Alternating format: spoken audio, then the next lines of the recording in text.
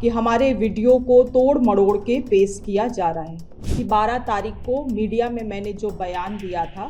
वो स्पष्ट था कि जो छात्राओं का जो डेलीगेशन सरकार से मिलने के लिए गया उसमें से अनशनधारी जो हंगर स्ट्राइक में बैठे थे उसमें से एक भी अनशनधारी को नहीं लिया गया था उस डेलीगेशन में। मगर कल हमारे बयान को जिस तरह से पेश किया गया कि हमने कहा है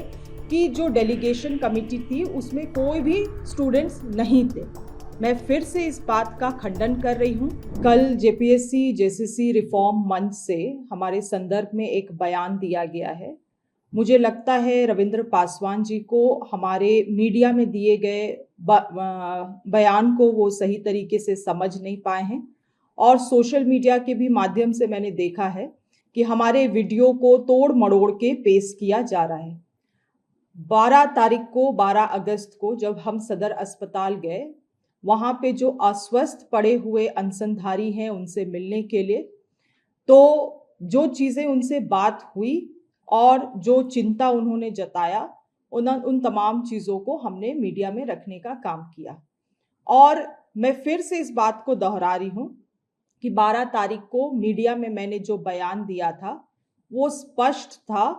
कि जो छात्राओं का जो डेलीगेशन सरकार से मिलने के लिए गया उसमें से अनशनधारी जो हंगर स्ट्राइक में बैठे थे उसमें से एक भी अनशनधारी को नहीं लिया गया था उस डेलीगेशन में। और हमारी चिंता यही है कि अगर उस डेलीगेशन में हंगर स्ट्राइक में जो बैठे हुए स्टूडेंट्स हैं अगर वो रहते तो कम से कम सरकार उनसे भी बात करके उनके अनशन को तोड़वाने का एक कार्य करती, कम से कम उनका जो स्वास्थ्य है वो बेहतर हो पाता। मगर ये चीज़ें हो नहीं पाई, उनको उस डेलीगेशन कमेटी में इंक्लूड नहीं किया गया। और हमारा यही सवाल था कि कम से कम जो छात्राएं लोग अनशन में बैठे हैं कम से कम उन्हें एक मौका मिलना चाहिए था सरकार से वार्तालाप करने का। कम से कम सरकार उनको उनका अनशन तोड़वाते हुए एक मिडिल ग्राउंड में पहुंचने का काम करती। मगर कल हमारे बयान को जिस तरह से पेश किया गया कि हमने कहा है कि जो डेलीगेशन कमेटी थी उसमें कोई भी स्टूडेंट्स नहीं थे,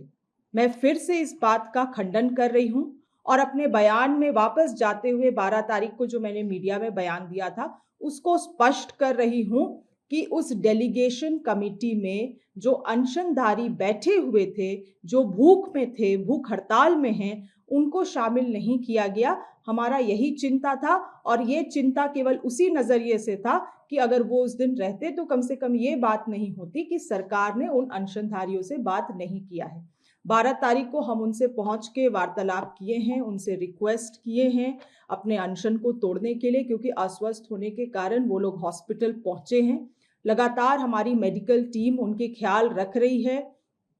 जो धरना स्थल में भी अनशनधारी है उन तक भी हमारे मेडिकल टीम पहुंचे हुए हैं, प्रत्येक दिन उनका ख्याल रखा जा रहा है। मगर इन तमाम चीज़ों के बीच में सरकार की जिम्मेवारी बनती है और उसी जिम्मेवारी का निर्वहन करने का हम लोग काम कर रहे हैं कि जो अनशनधारी अस्वस्थ पड़ रहे हैं उनका ख्याल रखा जाए, उनसे सरकार एक वार्तालाप स्थापित कर पाए और किसी तरह से उनकी अनशन को हम लोग तोड़वा पाए ताकि वो लोग दोबारा से स्वस्थ हो सके। प्रभातखबर.com, विश्वास वही, रफ्तार नहीं।